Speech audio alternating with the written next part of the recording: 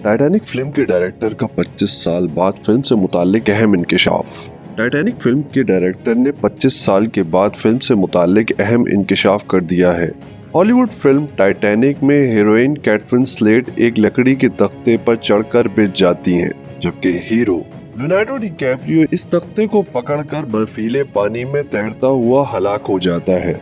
Film को अब 25 साल मुकम्मल हो गए हैं, मगर अब भी लोगों की जानिब से ये सवाल सामने आता है कि जब रोज यानी हीरोइन को बचाया जा सकता था तो जैक मतलब हीरो को भी इस तख्ते पर जगह देकर जिंदा क्यों नहीं रखा गया।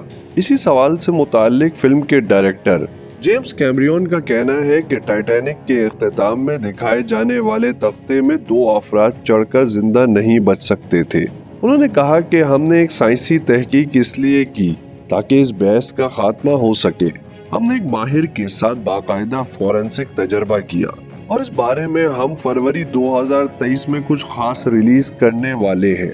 उनका कहना था कि हमने तज्जिये के लिए 2 अफराद की खिदमत हासिल की जिनका जिस्मानी हजम कैट विंसलेट और लियोनार्डो डिकैप्रियो जैसा था और उनके जिस्म में मुतअद्दिद सेंसर नफ्स किए गए।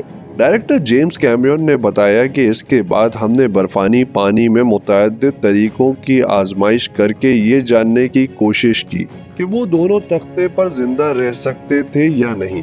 नताइज से वाज़ेह हुआ कि सिर्फ एक ही जिंदा बच सकता था। उनका मजीद कहना था कि जैक को मरने की जरूरत थी। ये फिल्म मोहब्बत और कुर्बानी के गिर्द घूमती थी और मोहब्बत का पैमाना कुर्बानी थी। मजीद खबरें जानने के लिए हमारे चैनल को सब्सक्राइब कर लें।